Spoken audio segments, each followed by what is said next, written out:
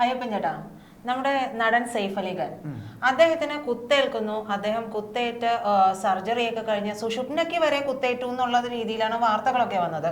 ഈ വാർത്തയൊക്കെ വന്നതിന് ശേഷം നമ്മൾ ഒരു 4 ദിവസം കഴിഞ്ഞപ്പോൾ കണ്ടത് വളരെ കൂളായിട്ട് ഇൻസൈഡ് ഒക്കെ ചെയ്ത് എന്താ പറയാ ഒരു ജിമ്മിന്നോ അല്ലെങ്കിൽ ഒരു അതെ അതെ പാർലമെന്റ് ചേട്ടാ വരുന്നതിന് കുഴപ്പമൊന്നുമില്ല. അദ്ദേഹത്തിന് അങ്ങനെയൊക്കെ വരാം. അതിലിപ്പോ ഈ പറയുന്ന പോലെ ഒരു 2 ദിവസം മുന്നേ ഒരു കത്തിക്കുത്തി ഇങ്ങനെ നടന്നെന്ന് പറഞ്ഞിട്ട് ഇങ്ങനെ ഒരു ഇല്ലാത്ത ഒരു കഥയൊക്കെ ഉണ്ടാക്കി ശത്രു രാജ്യത്തിന് പോകേണ്ട ഭൂമിയാണ് ആ ഭൂമി സർക്കാർ. ചേട്ടാ ശത്രു രാജ്യത്തിന് പോകേണ്ട ഭൂമി, ശത്രു രാജ്യത്തിന്റെ സ്വത്തുമായി ബന്ധപ്പെട്ട് നമ്മുടെ സർക്കാരിലേക്ക് വരേണ്ട ഭൂമി, അത് അങ്ങനെ വന്നു ചേരുക തന്നെ ചെയ്യണ്ടേ? പിന്നെ പറയുന്നതിന് ഒരു ലോജിക്കുള്ള കാര്യങ്ങൾ പറയാന്ന് പറയും. ഇത് ആക്സോ ബ്ലേഡും മരത്തിന്റെ വടിയോ മറ്റോ ആണോ ഉണ്ടായിരുന്നത്. അദ്ദേഹത്തിനെ ആക്രമിക്കുന്നു. ഇദ്ദേഹത്തിനെ ആക്രമിക്കുമ്പോൾ ഇത്ര വലിയൊരു അപ്പാർട്ട്മെന്റിൽ ഇത്രയും ഫേമസ് ആയ ഒരാൾ താമസിക്കുന്നിടത്ത് ഒരു തരത്തിലുള്ള സെക്യൂരിറ്റി ഉണ്ടായിരുന്നില്ലേ? ഒരു മകൻ 8 വയസ്സുള്ള മകനാണ് അദ്ദേഹത്തെ ഓട്ടോറിക്ഷയിൽ കൈ കാണിച്ചതെന്ന് പറയുന്നു. പിന്നീട് പറയുന്നു അതല്ല മൂത്ത മകനാണെന്ന് പറയുന്നു. പിന്നെ കയറി ഇരുന്നപ്പോൾ ഞാൻ സെയ്ഫ് അലി ഖാനാണ്, എന്നെ ഒന്ന് ഹോസ്പിറ്റലിൽ കൊണ്ടുപോകൂ എന്ന് പറയുന്നു. എന്തൊക്കെ നാടകങ്ങളാണ്? ഉള്ള കാര്യം പറഞ്ഞ പോരെ? അല്ല ഇതൊക്കെ ഈ പറയുന്ന പോലെ പിന്നെ BJP-ക്കാരുണ്ടാക്കുന്ന കെട്ടുകഥയല്ലേ ചേട്ടാ? BJP-ക്കാര് കെട്ടുകഥ എന്തിനാണ് ഉണ്ടാക്കുന്നത്? ഞാൻ ഒരു കാര്യം പറയാം. നിങ്ങൾക്ക് ഇന്നലെ വരെ നല്ലതായിരുന്ന ഒരു മനുഷ്യനാണ്. നിങ്ങൾക്ക് ഇന്നലെ വരെ പ്രധാനമന്ത്രിയുമായിട്ട് വളരെ അടുപ്പമുണ്ടായിരുന്നതാണ്. ഇപ്പൊ BJP-ക്കാർക്കൊക്കെ ഇന്നലെ വരെ പ്രധാനമന്ത്രിയോട് വളരെ അടുപ്പമുണ്ടെന്നൊക്കെ പെട്ടെന്ന് അദ്ദേഹത്തിന്റെ ഒരു കള്ളക്കഥ നിങ്ങളുടെ ഇദ്ദേഹമാണ് പറഞ്ഞതെന്ന് തോന്നുന്നു. അദ്ദേഹം നമ്മുടെ ഇവിടുത്തെ അദ്ദേഹത്തിന്റെ പേരെന്താ, നമ്മുടെ ഉത്തർപ്രദേശിലെ മുഖ്യമന്ത്രിയല്ലേ ആ കഥ വീണ്ടും ഇപ്പൊ കൊണ്ടുവന്നിരിക്കുന്നത്? അതേ അമിത്ഷാ തന്നെയാണോ പറഞ്ഞിരിക്കുന്നത്? ചേട്ടാ അമിത്ഷായോ അല്ല യോഗിയോ അല്ല പറഞ്ഞത്, യോഗിയാണെന്ന്. ഇതില് സംഭവം മനസ്സിലാക്കാതെ നമ്മളൊരു കാര്യത്തെ കുറിച്ച് സംസാരിച്ചിട്ട് കാര്യമുണ്ടെന്ന് എനിക്ക് തോന്നുന്നില്ല. സെയ്ഫ് അലി ഖാൻ എന്ന നടനെ എനിക്ക് ഇഷ്ടമാണ്. എനിക്കെന്നല്ല എല്ലാവർക്കും ഇഷ്ടമായിരിക്കും. നമുക്ക് ഓരോരുത്തർക്കും ഓരോ ഇഷ്ടാനിഷ്ടങ്ങളൊക്കെ ഉണ്ടല്ലോ. പക്ഷെ അതുകൊണ്ട് നമുക്ക് ഉള്ള കാര്യം പറയാൻ പറ്റില്ല എന്ന് പറയാൻ പറ്റില്ലല്ലോ. ഞാൻ ചോദിക്കട്ടെ, സെക്യൂരിറ്റി ഉണ്ടായി ഇപ്പൊ നിങ്ങൾക്ക് ഇത്രയും സംശയം ഉണ്ടെങ്കിൽ നിങ്ങൾക്ക് ഈ സെക്യൂരിറ്റി ചോദ്യം ചെയ്താൽ മതിയല്ലോ. അവിടെ സെക്യൂരിറ്റി എവിടെ ഉണ്ടായി ചേട്ടാ? ഇത്രയും വലിയ അവിടെയാണ് പ്രശ്നം. ഇത്രയും വലിയ കെട്ടിടത്തിൽ സെക്യൂരിറ്റി ഉണ്ടായിട്ടില്ല. എന്തോരം കാറുകളുള്ള ഒരു വ്യക്തിയാണ്. അന്ന് ആ അപ്പാർട്ട്മെന്റിൽ ഒരു കാറ് പോലും ഇല്ല. അപ്പൊ ഞാൻ ചോദിക്കട്ടെ, അന്ന് സോഷ്യൽ മീഡിയയിൽ വന്നത് ഇത്രയും കാറുകൾ ഉണ്ടായിരുന്നിട്ട് ഒരു സമ്പന്നന് പോകാൻ ഓട്ടോറിക്ഷയെ ഉണ്ടായിരുന്നുള്ളൂ എന്നൊക്കെ പറഞ്ഞ കഥകൾ വന്നതാണ്. അന്ന് സെയ്ഫ് അലി ഖാൻ, ഞാൻ പറയുന്ന ഈ സംഭവം ഉണ്ടായി അദ്ദേഹം ICUവിൽ കിടക്കുന്നത് വരെ നമ്മൾ ദൃശ്യങ്ങൾ കണ്ടു. അതെല്ലാം കഴിഞ്ഞ് ഇറങ്ങിക്കഴിയുമ്പോൾ ഇങ്ങനെ ഒരു സ്റ്റോറി ഉണ്ടെന്ന് പറയുന്നു. സത്യം പറഞ്ഞാല് എനിക്ക് തോന്നുന്നു ഇതൊക്കെ ഈ പറയുന്ന പോലെ അതൊക്കെ നിങ്ങൾക്ക് നിയമവശത്തോടെ എടുക്കാന്നുള്ളതല്ലേ ഉള്ളൂ. അതിന് ഇദ്ദേഹത്തിന് നിയമവശത്തോടെ എടുക്കാം എന്നുള്ളത് ശരി തന്നെയാണ്. സോറി പ്രജിത, നിങ്ങൾ എന്നൊക്കെ പറയുന്നത് നമ്മൾ ഇങ്ങനെ അങ്ങോട്ടും ഇങ്ങോട്ടും സംസാരിക്കുന്ന ചേട്ടന്റെ നാടിന്റെ ഒരു സ്ലാങ്ങിന്റെ ആണ് എനിക്ക് മനസ്സിലാവും. അതല്ല ഞാൻ പറയുന്നത്, നമുക്ക് ഇവിടെ കാര്യങ്ങളെ കാര്യമായിട്ട് തന്നെ കാണുകയും അല്ലാത്തതിനെ തള്ളിക്കളയുകയും തന്നെ ചെയ്യണം. ഇദ്ദേഹത്തിന് ഇത്രയധികം കോടി രൂപയുടെ സ്വത്ത്, അതായത് ചില്ലറ സ്വത്തൊന്നുമല്ല, 1696 കോടി രൂപയുടെ സ്വത്താണ് ഇന്ത്യ സർക്കാരിലേക്ക് ചേരാൻ പോകുന്നത്. അതും എനിമി പ്രോപ്പർട്ടി ആക്ട് പ്രകാരം. ഈ എനിമി പ്രോപ്പർട്ടി ആക്ട് പ്രകാരം ഇതുമായി ബന്ധപ്പെട്ടുള്ള പ്രശ്നം തുടങ്ങുന്നത് ഇന്നും ഇന്നലെയൊന്നുമല്ല. ഇതൊരു 2014 മുമ്പേ തുടങ്ങിയതാണ്. ഈ 2014, അതായത് ഈ എനിമി പ്രോപ്പർട്ടി ആക്ട് എന്ന് പറയുന്നത് എന്താണെന്ന് വെച്ചിട്ടുണ്ടെങ്കിൽ, അതായത് നമ്മുടെ വിഭജന ശേഷം ഒരു 2-3 വർഷം കഴിഞ്ഞപ്പോൾ ഇദ്ദേഹത്തിന്റെ മുതുമുത്തച്ഛൻ എന്ന് പറയുന്ന ഹമീദുള്ള ഖാൻ, അതായത് ഭോപ്പാലിലെ അവസാന നവാബായിരുന്നു, അദ്ദേഹം പാകിസ്ഥാനിലേക്ക് പോകുന്നു. എനിക്ക് ഇവിടെ പറ്റില്ല, എനിക്ക് ഇത്രയും കൂടുതൽ ഹിന്ദുക്കളുടെ ഇടയിൽ എനിക്ക് പറ്റില്ല എന്ന് പറഞ്ഞ് പോകുന്നു. അത് അദ്ദേഹത്തിന്റെ ഇഷ്ടം, അദ്ദേഹം പോകുന്നു. അപ്പോൾ അത്തരത്തിൽ പോയിട്ടുള്ള സ്വത്തുക്കളാണ് സത്യത്തിൽ ഈ എനിമി പ്രോപ്പർട്ടി ആക്ടിന് കീഴിൽ വരുന്നത്. അതിന്റെ ഒരു കാലഘട്ടം മനസ്സിലാക്കിയ, അതിന്റെ ഒരു റൂട്ട് മനസ്സിലാക്കിയാലാണ് ചേട്ടന് ഒരു പക്ഷെ മനസ്സിലാവുള്ളൂ. അത് ഞാൻ പറഞ്ഞു തരാം. അത് എങ്ങനെയാണെന്ന് വെച്ചിട്ടുണ്ടെങ്കിൽ, അതായത് 1947 നവാബ് ഹമീദുള്ള ഖാൻ ആയിരുന്നു രാജഭരണ പ്രദേശമായിട്ടുള്ള ഭോപ്പാൽ ഭരിക്കുന്നത്. അദ്ദേഹത്തിന് 3 പെൺമക്കൾ. ഇതിൽ രണ്ടാമത്തെ മകൾ സാജിദ സുൽത്താൻ ഒഴികെ മറ്റുള്ളവരൊക്കെ പാകിസ്ഥാനിലേക്ക് പോകുന്നു. പിന്നീട് ഇന്ത്യയിൽ തുടർന്നിട്ടുള്ള സാജിദ സുൽത്താൻ പട്ടൌഡി എന്ന സംസ്ഥാനത്തെ 8ാമത്തെ നവാബായിട്ടുള്ള ഇഫ്തിഖർ അലി ഖാൻ പട്ടൌഡിയെ വിവാഹം ചെയ്തു. ഇവരുടെ മകനാണ് സെയ്ഫ് അലി ഖാന്റെ പിതാവും 9ാമത്തെ പട്ടൌഡി നവാബുമായിട്ടുള്ള മൻസൂർ അലി ഖാൻ. ഒരു ക്രിക്കറ്റ് താരമാണ്. അതെ അതെ. അപ്പൊ അതായത് ഇങ്ങനെ പോയിട്ടുള്ള ഇവരുടെ സ്വത്താണ്. അതായത് ഇതിൽ പറയുന്നത് ഞാൻ പറയാം, അതായത് സെയ്ഫ് അലി ഖാന്റെ മുത്തശ്ശി സാജിദ സുൽത്താന്റെ സഹോദരി അവർ ആബിദ സുൽത്താൻ. ആബിദ സുൽത്താൻ പാകിസ്ഥാനിലേക്ക് കുടിയേറിയപ്പോൾ സാജിദ രാജ്യത്ത് തന്നെ തുടർന്നു. ഈ ആബിദയുടെ കുടിയേറ്റ സമയത്തുണ്ടായ കുടിയേറ്റത്തെ തുടർന്നാണ് ഈ ഭൂമി അവരിൽ ഒരാൾ പോയാലും ഇത് ശത്രു രാജ്യത്തിന്റെ സ്വത്ത് ഇതാണെന്നാണ് പറയുന്നത്, എനിമി പ്രോപ്പർട്ടിയിൽ വരുമെന്നാണ് പറയുന്നത്. അപ്പോൾ ഇത്തരത്തിൽ ഉള്ള സ്വത്തുക്കളാണ് എനിമി പ്രോപ്പർട്ടി ആക്ട് പ്രകാരം നമ്മുടെ രാജ്യത്തേക്ക് വന്നു ചേരേണ്ടത്. അപ്പോൾ ഇതിനെ തുടർന്ന് 2015 ഒരു കേസ്, അതായത് ഇതെല്ലാം നോക്കി എന്താ പറയാ ഇതെല്ലാം നോക്കി അതിനൊരു വകുപ്പുണ്ടല്ലോ, അത് custodian of enemy property for India, CEPI എന്നാണ് അതിന്റെ ഷോർട്ട് ഫോം. ഇവിടെ ഒരു പരാതി ചെല്ലുകയാണ്. അതായത് നരേഷ് കടയാൻ എന്നയാളാണ് ഈ പരാതി നൽകുന്നത്. ചോദ്യം മറ്റൊന്നുമായിരുന്നില്ല, ഈ നവാബിന്റെ എനിമി പ്രോപ്പർട്ടി ആരുടെ കയ്യിലാണ് ഇപ്പോഴുള്ളത്, അത് ഇന്ത്യയോട് ചേർന്നിട്ടുണ്ടോ ഇല്ലയോ എന്നായിരുന്നു ചോദ്യം.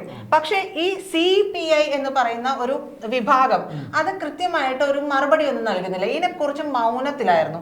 പിന്നീട് നിരന്തരം പരാതി കൊടുത്തും അടുത്തു കഴിഞ്ഞപ്പോൾ ഇദ്ദേഹം എന്ത് ചെയ്തു, മുഖ്യ വിവരാവകാശ കമ്മീഷണർക്ക് പരാതി കൊടുക്കുകയാണ്. ഈ പരാതിയിൽ തുടർന്നാണ് വിവിധ സംസ്ഥാന സർക്കാരുകൾ ചേർന്നിട്ട് ഇതിന്റെ കണക്കെടുപ്പ് നടത്തുന്നത്. ഇതിൽ 134 സ്വത്തുവകകളാണ്. ആ പ്രോപ്പർട്ടിയിൽ 96 എണ്ണം വിവിധ സംസ്ഥാന സർക്കാരുകൾ കണ്ടെത്തി. അതായത് 134 എണ്ണത്തിൽ 96 എണ്ണം കണ്ടെത്തി. ഇത് കണ്ടെത്തി ഇതിനോട് ചേരുമെന്നായല്ലോ, സർക്കാരിനോട് ചേർക്കേണ്ടതാണല്ലോ. അപ്പോൾ ഇത് സർക്കാരിനോട് ചേർക്കേണ്ടതാണ് എന്ന് കണ്ടു കഴിഞ്ഞപ്പോഴേക്കും ഈ ഷർമിള ടാഗോർ, മൻസൂർ അലിഖാൻ, സെയ്ഫ് അലി ഖാൻ ഇവരുടെ കുടുംബം മധ്യപ്രദേശ് ഹൈക്കോടതിയിൽ ഒരു കേസ് ഫയൽ ചെയ്യുകയാണ്. ആദ്യ സമയത്ത് ഇത് ഒന്ന് തള്ളുന്നുണ്ട്. പക്ഷേ നമ്മുടെ സർക്കാർ നിയമം ഭേദഗതി ചെയ്യുന്നുണ്ട് ഇതിനിടയിൽ. ഈ നിയമം ഭേദഗതി ചെയ്തതിന് ശേഷം ഈ കേസ് വീണ്ടും നടക്കുകയാണ്. ഈ കേസ് വീണ്ടും നടന്ന അവസാനം ഈ കഴിഞ്ഞ ഡിസംബർ 13-നോ 31-നോ മറ്റോ ആണ് ഇതുമായി ബന്ധപ്പെട്ടിട്ടുള്ള വിധി വരുന്നത്. അതായത് സത്യത്തിൽ ലാസ്റ്റ് ഡേ, ഈ കോർട്ടിലെ ലാസ്റ്റ് ഡേ ഈ പട്ടൗഡി കുടുംബത്തിലെ ആരും തന്നെ അവിടെ ചെല്ലുന്നില്ല. ഇവർക്ക് ഉറപ്പായി ഇത് പോകും എന്നുള്ളത് ഉറപ്പായതോടുകൂടി ഇവർ പോകുന്നില്ല. അപ്പോൾ ഹൈക്കോടതി, മധ്യപ്രദേശ് ഹൈക്കോടതി എന്താണ് പറഞ്ഞതെന്ന് വെച്ചിട്ടുണ്ടെങ്കിൽ, ഇത് നിയമമാണ്, ഒരു രാജ്യത്തിന്റെ നിയമമാണ്, നിയമത്തിന്റെ വഴിക്ക് പോകണം, അതിൽ ഞങ്ങൾക്കൊന്നും ചെയ്യാൻ കഴിയില്ല, കോടതിക്കായിട്ട് അതിലൊന്നും ചെയ്യാൻ കഴിയില്ല. ഇത് ഇങ്ങനെ ഒരു രാജ്യത്ത് നിയമം ഉണ്ടെങ്കിൽ അത് അങ്ങനെ തന്നെയല്ലേ പോകേണ്ടത് എന്ന് ചോദിക്കുന്നു. പിന്നെ ഇവരോട് വേണമെങ്കിൽ അപ്പീൽ ട്രിബ്യൂണലിനെ 30 ദിവസത്തിനകം സമീപിക്കാം എന്ന് പറയുന്നുണ്ട്. പക്ഷെ ഇതിപ്പോ ഏതാണ്ട് 30 ദിവസമായിട്ടുണ്ട്, 30 ദിവസത്തോളം ആകുന്നു. അപ്പോൾ ഇവർ സമീപിച്ചിട്ടില്ല. ഈ സമീപിച്ചിട്ടില്ല എന്ന് പറയുന്നിടത്ത് തന്നെ നമുക്ക് സംശയം ഉണ്ടാകുമല്ലോ, അവർക്ക് ഉറപ്പാണ്. കാരണം ഇതപ്പോൾ ലീഗലി സർക്കാരിലേക്ക് വന്നു ചേരേണ്ട ഭൂമിയാണ്. ഇത് പറയുമ്പോൾ തന്നെ ചേർത്ത് വയ്ക്കേണ്ട മറ്റൊരു കാര്യം കൂടെ ഉണ്ട്. ഈ വിഭജന കാലത്ത് അവിടെ പാകിസ്ഥാനിലുണ്ടായിരുന്ന ഹിന്ദുക്കളൊക്കെ ഉടുതുണിക്കും മറുതുണി ഇല്ലാണ്ട് നമ്മുടെ നാട്ടിലേക്ക്, ഇന്ത്യയിലേക്ക് ഓടി വരുന്നു. ഇവിടെ നിന്ന് കുറെ പേർ അങ്ങോട്ട് ഓടിപ്പോകും. ഈ ഇവിടെ നിന്ന് ഓടിപ്പോയ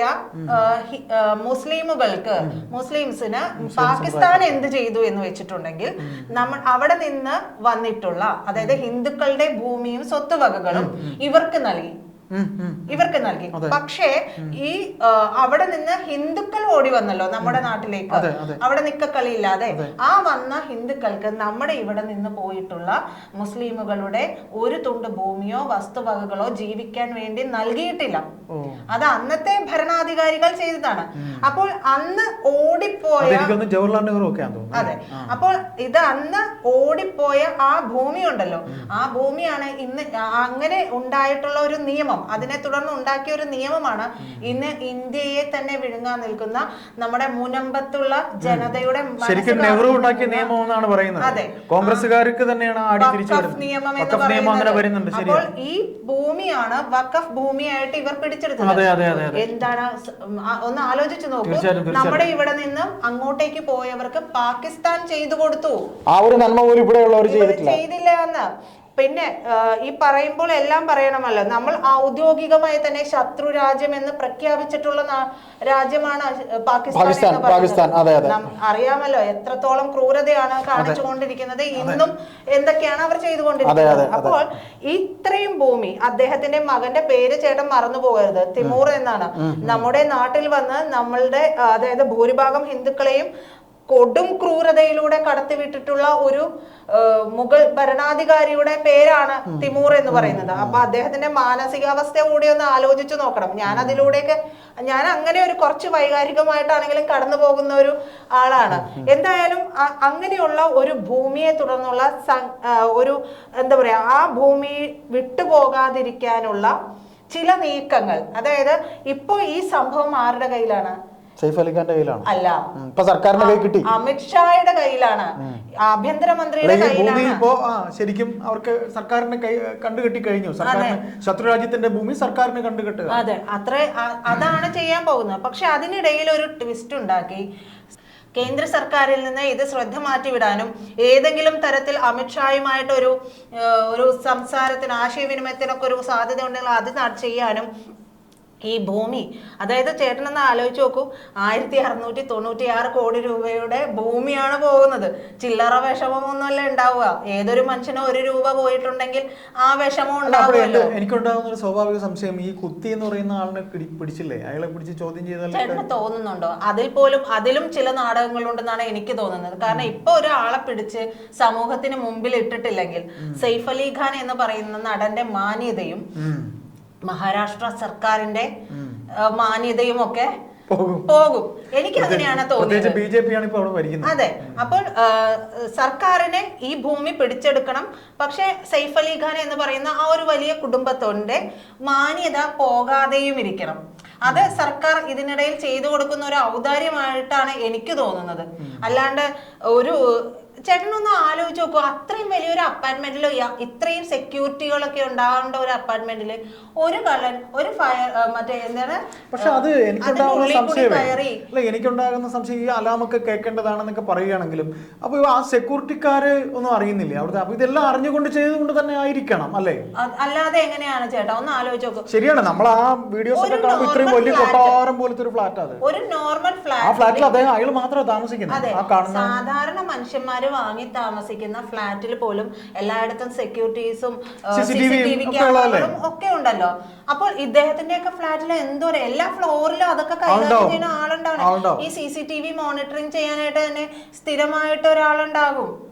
എന്നിട്ട് ഇതൊന്നുമില്ലാതെ അദ്ദേഹം വളരെ കൂളായിട്ട്, അദ്ദേഹത്തിന് ഒരു കുഴപ്പവും ഇല്ലാതിരിക്കട്ടെ, പക്ഷെ ഈ സർജറി ചെയ്ത് ഇതെല്ലാം കഴിഞ്ഞു.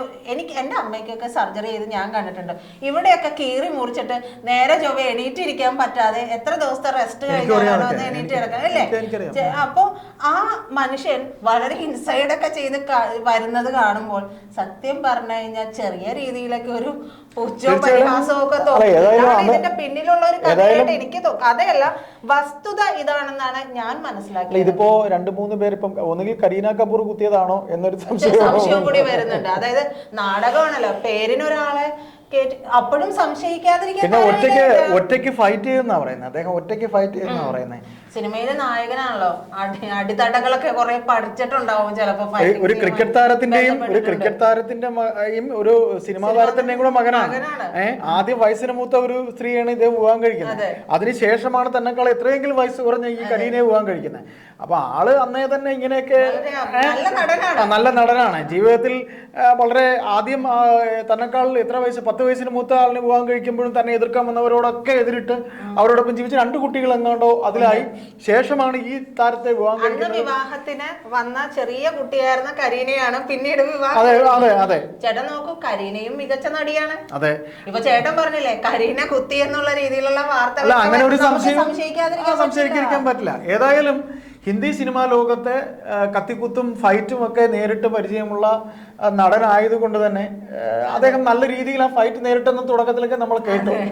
ആ തടയൊക്കെ അത് കഴിഞ്ഞിട്ട് ശേഷം അതെ. അപ്പോൾ ജീവിതത്തിൽ തന്നെ ഇത്തരത്തിലൊരു ഭയങ്കര അഭിനയം നടത്തിയ നടൻ, നമ്മളിപ്പോ സംസാരിച്ചതുപോലെ ആദ്യ വിവാഹം, രണ്ടാമതൊരു വിവാഹം, പിന്നെ ഇപ്പൊ കുത്തു കിടന്നപ്പോ ആദ്യ വിവാഹത്തിലെ മകനാണ് വന്നെന്ന് പറയുന്നു ഓട്ടോ പിടിക്കാൻ. അവര് തമ്മിൽ വളരെ രസത്തിലാണ്. ചേട്ടാ കാശുണ്ടെങ്കിൽ ഒരുവിധപ്പെട്ട എല്ലാ പ്രശ്നവും എല്ലാവരും സോൾവ് ആവുമല്ലോ. അപ്പൊ ഏതായാലും ഇതിനകത്ത് ഇപ്പൊ അമിത്ഷാ ഇടപെട്ട് വന്നിരിക്കുന്ന ഒരു കേസ് ആയതുകൊണ്ടും പിന്നെ ഇതിനകത്ത് വേറൊരു സ്വസ്ഥത കൂടെ ഉണ്ട്. ഈ ഭൂമി പോകുമോ ഇല്ലയോ എന്നുള്ളത് ഇനി നമുക്ക് അറിയാൻ പറ്റുള്ളൂ. പക്ഷെ ഇപ്പൊ ഈ കേട്ടതിൽ തന്നെ ഈ കഥ തീർന്നു പോകാനാണ് സാധ്യത. ഇനി അങ്ങോട്ട് പോയി കഴിഞ്ഞാൽ അത് രണ്ടു കൂട്ടർക്കും ഒരു വല്ലാത്ത ഒരു അതെ അതെ അതെ കറക്റ്റ് ബാഡ് സ്മെല്ല് വരേണ്ട സാധ്യതയുണ്ടാകും. അപ്പൊ നമുക്ക് നോക്കാം. എന്തായാലും എന്തെങ്കിലുമൊക്കെ പൊട്ടും പൊടിയൊക്കെ ഇതിനെ സംബന്ധിച്ച് പുറത്തു വരാതിരിക്കില്ല. അപ്പോ കുത്തേറ്റ, അതായത് കുത്ത് അല്ലെങ്കിൽ അടി തട ക്രിയേറ്റ് ചെയ്ത സെയ്ഫ് അലി ഖാൻ കുത്തു കൊണ്ട ശേഷം ഇൻസർട്ടൊക്കെ ചെയ്ത് വളരെ ഭംഗിയായി കൂളിംഗ് ഗ്ലാസ് ഒക്കെ വെച്ച് സുന്ദരനായി 4 നില കയറി വരുന്നതൊക്കെ പലർക്കും, നമുക്ക് സാധാരണക്കാർക്ക് സംശയം ഉണ്ടാകുന്നതാണ്. ഏതായാലും ഈ കുത്തിയ ആ പാവം ഇത്ര ഇരിക്കുന്ന ഒരു പയ്യനാന്ന് തോന്നുന്നു അല്ലേ? പിന്നെ പോലീസ് ഭയങ്കര അന്വേഷണം നടത്തി അവിടെ ഉണ്ട് ഇവിടെ ഉണ്ടെന്നൊക്കെ നമ്മൾ അറിഞ്ഞതാ. നമുക്കത് ജസ്റ്റ് കാത്തിരിക്കാം എന്താകും. എന്താണെന്നുള്ളത് കാത്തിരിക്കാം. എൻഡ് എന്ന ടൈറ്റിൽ കാർഡ് എന്താവും നമുക്ക് നോക്കാം.